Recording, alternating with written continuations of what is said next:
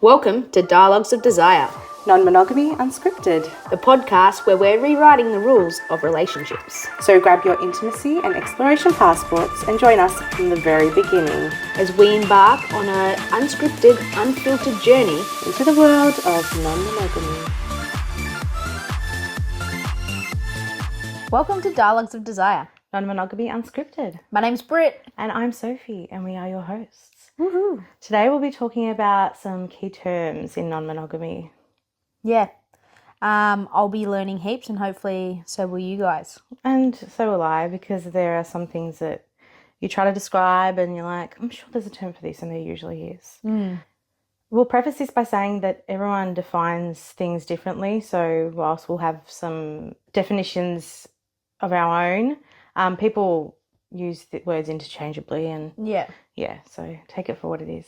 And we know that there are so many different terms out there, but these are some of the ones that we have either used before or might be in future episodes as well. So we're just wanting to make sure that we're all on the same page on some things. Yeah. So the first one is ethical non-monogamy, which is what this podcast is all about. Mm-hmm.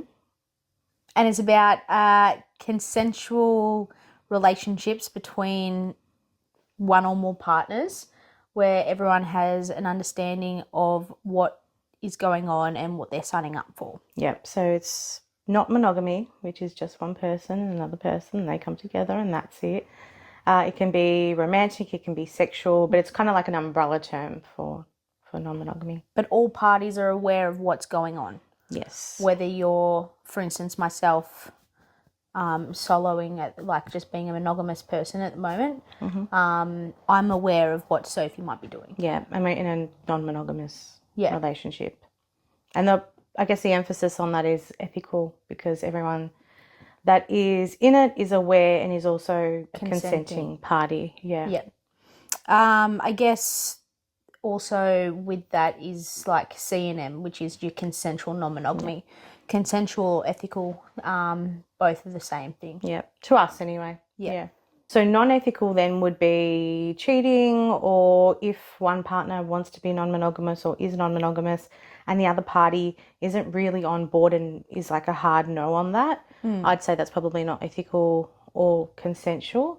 Correct. You can definitely have boundaries like we've discussed before, but if the other party really, really doesn't want it and you are still doing it, then I'd say it's probably not consensual and not ethical. So next up is polyamory, which is when one or more partners are consenting to be in a romantic or intimate relationship with one another. Yeah, so it's more than just sex. So it's different in terms of like swinging. Yeah. That love and feelings and intimacy, emotional intimacy can be involved in those. So it's not just having one night stands or going to play parties. And we should differentiate between polyamory and polygamy. Yep. They are not the same thing. Yeah, you'll see like in those like sister wives shows, like polygamy is often it's multiple wives in that situation. But we're talking about just multiple loves and romantic relationships. So I don't really like when people call polyamorous relationships polygamous. Yeah. But again, it's about making people aware of the different terms. All right. An interesting one that I reckon more people who would like to admit do participate in this. 100%. Swinging. Swinging has been around for a very long time. Many people do it. You might not know about it. But it's where you engage in purely sexual relationships usually. Yeah. You can do it with friends. Like I think you can have just purely sexual relationships with couples and like couple swapping and stuff. Yeah. But it's purely for sexual, reasons, I guess. And it's mainly that you kind of couple swap. Yeah, that's right. A classic one's the put your keys in the jar. Yes. Everyone's seen those movies or innuendos. Yeah. I wonder if that actually does happen though. I think it does in America. You must, yeah. But I think people are a bit more classier now and like actually have play parties for swinging and Yeah. stuff. Well, I think that's what they were, but well, I don't know. Because I wonder about consent there. Hopefully you would surely be able to consent from there. I think those people that are, yeah. Rather than vibing, they're just like, let's pull a key Yeah. out of a hat or a jar Yeah. or the bowl. It's kind of, when you think about it like that, yeah, you're not really consenting to who it is. But generally speaking, you're vibing with somebody and then they like tell you, hey, I'm the Holden Camaro. What's that? Oh, yeah, true. And they'll tell you what keys to pick I'm the out. Ford Focus. Oh, is that? Yeah. Okay, that's interesting. I didn't know that. Because either the boys or the girls would pick the keys out to who they wanted to. Yeah. Have you seen The Grinch? The Grinch. Yeah. Yeah. Do you see how one of the parties that they have? They had keys. Yeah. Yeah. Yeah. So? Watch The Grinch. It's so fucked up though when you think about it. Oh, all those Disney films have some sort of I know. sneaky innuendo. I was reading one on Pinocchio the other day and I was like, that's really fucked up. Yeah. Let's not go there. We've been really, really into the P. Diddy stuff recently, so... We've gone down a dark web or a dark hole like Alice in Wonderland. Mm-hmm. All right. Next is open relationships. So open relationships is, I guess, where both parties in a relationship understand that the others will be going off and having like sex with other people and it's all chill and... Yeah. It's generally like the sex act of opening your relationship up to that, whereas emotion and stuff is like more of a non-monogamous kind of relationship because you want that whole relationship rather opening it up is open relationship sex. Yeah, and probably I'd say less like... I think people used to use open relationships to define polyamory or non-monogamy. Yeah, non-monogamy in just like basic terms. Yeah. You know, like, oh yeah, we've got an open relationship, we can do what sleep we with wish. whoever or whatever. Yeah, and maybe maybe they don't want to be classified as swingers or whatever especially if they both don't do it, but there's an understanding there that you go off, I go off, and it is what it is. Now, I think this next term I think relates to is compersion, and it is when somebody has this happiness or this like a joy. Yeah, a joy that they experience when they see their partner being happy or pleasured. Mm-hmm. Which I think is beautiful. Yeah, I think so. And I think it's like the opposite of jealousy in that, you're not threatened by, I mean, there might still be feelings that come up, but you're not threatened by your partner if you're in a primary relationship, going off and finding joy and happiness in other people, experiences with other people, or even other things, I guess. Yeah. And hopefully I can experience compersion, which I think I will, in some aspects. I think you do anyway, generally when I'm happy, you're happy for me. Turns me on seeing you be pleasured. Well, that can also be part of it, yeah. Part of compersion. Yeah. So I guess then, as we've just said, with compersion, opposite of that is jealousy, which I guess is the insecurity or fear of losing that intimate connection with your partner. Yeah, losing it because of, I guess, another connection. Yeah. That, for example, I might have with somebody else. Yeah, and you're not showing me as much attention or something, but... Or, I could be, but you still just feel like you can't deal with the fact that I've engaged in something else or found happiness in another situation or relationship. Yeah. Yeah, and I think obviously we all know what jealousy is in terms of everything else that we do. I think often with jealousy as well, we have to self-reflect and think about, okay, so what is it what needs of mine are not being met that perhaps I can voice to my partner, or so then they can help, or what do I need to do for myself that will help in making me feel less jealous. Yeah. Sometimes people can't get over that jealousy, and that's okay as well, and that's, everyone for themselves, I guess. But it is definitely a healthy and a normal emotion. So Yeah. we know that we'll both come up with jealousy at certain times, especially in relation to non-monogamy.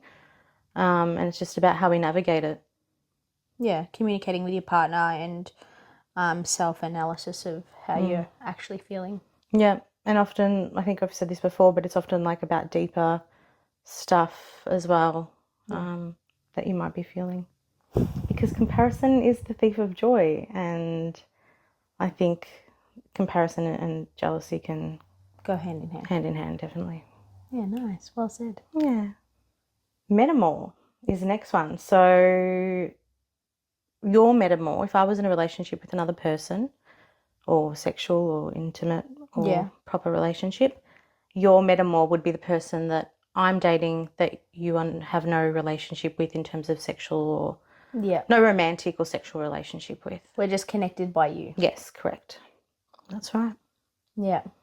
So in the next bit, like coming up, we're going to explain the different relationships and like I guess some metamors will be more connected than others. Yep. Sometimes they want to be involved with each other. Sometimes they don't at all. Yeah. Sometimes they're just willing to be civil, but not like kind of Yeah. sit around a kitchen table with them, which is what kitchen table polyamory is. But yeah, it's the other true Brit. Yes. Yeah. So then I guess we get into, primary partner and partners. Yeah. So primary partners, there's a lot of like discussion around primary partners and some people think it's ethical, some people don't. Some people don't believe in hierarchy, which we'll get into a bit later. But for us, Brit is currently my primary partner, so it's kind of the person that I live with and split bills with and kind of has a bit more weight at the moment in terms of prioritizing that relationship because of the way that the household works, basically. So they often hold like a centralized part in time, commitments, and household, I guess, discussions and decisions. I'm number one, baby.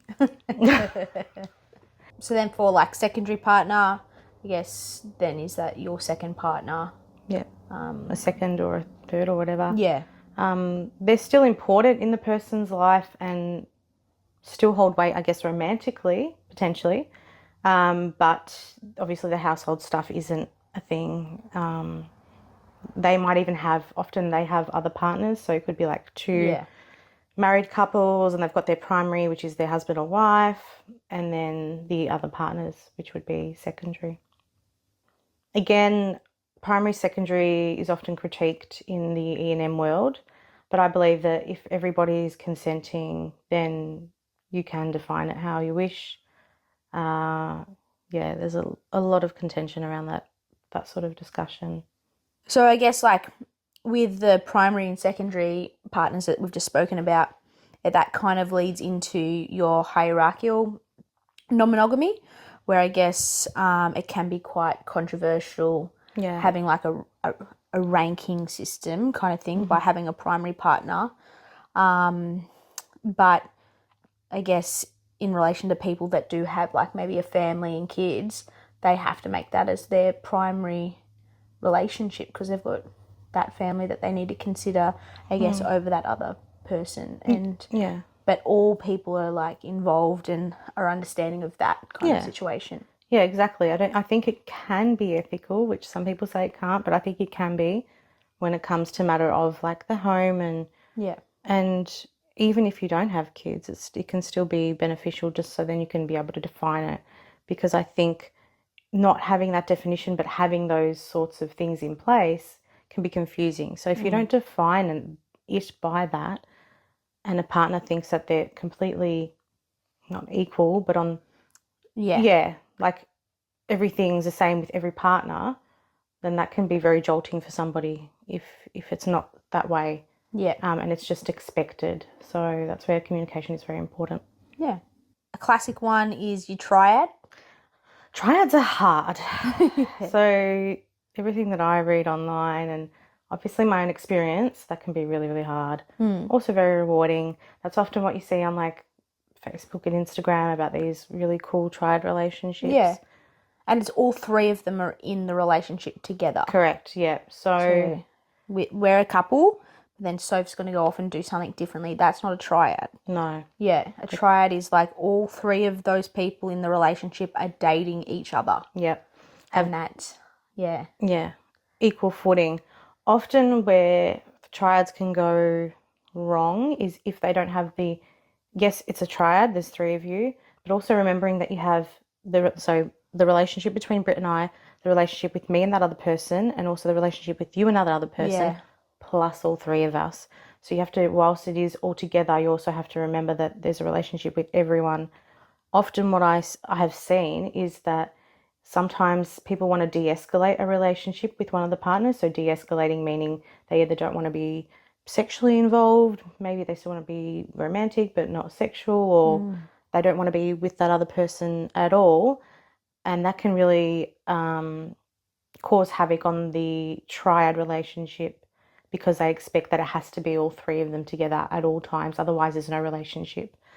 Yeah. So, for example, if there was a third with us and then they wanted to break up with me, they could still technically have a relationship with you. It just wouldn't be a triad. It wouldn't be a triad anymore. But I might think, well, no, then there's no relationship at all. Yeah. Which would be really, really hard. And I think... Yeah, that's... sometimes you have... I can't even imagine it. Well, you can a little bit. Essentially, that's what happened to you. Yeah. Is the chick broke up with you and didn't want you to be in the relationship, but you and him probably still wanted a date. But he was just couldn't make a decision, so stayed with her. Well, I think there's always a choice in things, but I think she wasn't probably happy with the way how serious it was going between us two and the feelings that were involved. But whether she even saw it as a triad or just like a play partner, you can't even go that deep. But yeah. So well, there you go, prime example. That was a good one. Fair point. After a triad could come a quad. So quad is like two relationships, potentially pre-existing relationships that come together. That's also often portrayed in the media. They can be romantically or sexually involved with each other. Anything else you think? No, it's just pretty much the same as a triad, just one extra. Yeah. But yeah. Triads are hard. All of that is hard because you've got to consider everyone's feelings and how they interact with everyone. Whereas some other aspects of non-monogamy, like you have your separate relationships. Yeah, so like that to me is easier to navigate when you have your separate relationships and then not everyone's like connected. Oh, that's really good to hear that from you as like a point of view. Or like that's really interesting. Like even if say my metamor and I got along and whatnot, I think that would still be easier to navigate than a quad, or a triad. That's a really interesting point of view. Triad, quad, everyone's in a relationship together kind of thing. Yeah, correct. Then you've got a V. A V. Which literally means you, me. No, sorry. Me, you, them. Correct. We're connected by you. Yes, dating but there is us both. no connection there. Correct, there's no connection there. That's right. Yep. And that's like sexually or romantically. Yep. V-type relationship. Yeah. Which I assume that's, well, I don't know, however it starts, but I think that's how it will obviously be in the beginning. Yeah, that's how I would, like putting a label on that. I've actually never heard of a V relationship until just today. And so that's how I would, like not trying to have expectations on there, but that's how I would expect that relationship to go, in the fact that you're here, you're dating me, you're also dating this person. Yeah. Yep. And then I guess, hopefully we can hang out and be friends or whatever, but we'll see. Perhaps you could do kitchen table polyamory, which is our next term. So kitchen table is like where you can sit at the kitchen table with your metamor, so Brit, I, and the other who may be my Your partner. other partner. Yep, and we can have a drink, share a meal, and it's all G. Yeah. Whereas garden party polyamory is more like you can be at the kind of barbecue, or let's put it in Aussie terms. Yeah. You can be at the barbecue together, but you might not necessarily sit at the kitchen table together. Yeah. And that's okay too, and it can still be respectful. Yeah. But it's about everyone being comfortable. Yeah, there's just more people, I guess, to be social with, rather than just focusing all your attention on that person. In the kitchen table, there's like the three of us, I guess, having breakfast. Yeah. Compared to being like 10 or so more people. Yes, true. So it's less concentrated. Navigate around that if it was a little bit awkward. Mm-hmm. Yeah. A nesting partner is often like the primary partner, if you want to call it that. So it doesn't always have to be, but your nesting pastor, no pastors here. Except for the spaghetti bolognese in the fridge. Yum. Bolognese. So a nesting partner is someone that you might live with and share a home with. They are your nesting buddy. Mm-hmm. That's what I would say Brit is. This is our nest. And again, those sorts of dynamics in terms of family, household, discussions around bills and home, that sort of stuff are involved. Yeah. Yeah. Solo polyamory, which is what we're doing, or what you're doing essentially. Yeah, so it's... Well, maybe not now though. So I would probably define myself as solo poly in that I am navigating non-monogamy by yourself. Yes. I think if I was single, because it's like kind of like you're not really sharing living situations. There's no real primary, there's no primary partners. There's not really much hierarchy. You might just be doing it on your own and you're not interested in kind of escalating the relationship in any way. Yeah. Maybe. Yeah. You just want to kind of like date multiple people without getting too serious. Like emotions and feelings are involved, but you're not like you're not moving in with them. You're kind of still having your independence. Yeah, that's right. You might not want to do the moving in together or shared finances or that sort of stuff. You're interested in just kind of keeping everyone just like, not equal, but not necessarily going into those traditional relationship stages. Yeah. Or like the ladder of what a normal relationship might entail. Yeah. The next term is polyfidelity. So it can be basically a whole group of people that are all non-monogamous but together, and they don't seek relationships or anything like that outside of that group of people. Yeah. Yeah. Yeah. So you're kind of like committed to all of those people but not interested in bringing other people in. Yeah. Next one's fluid bonding.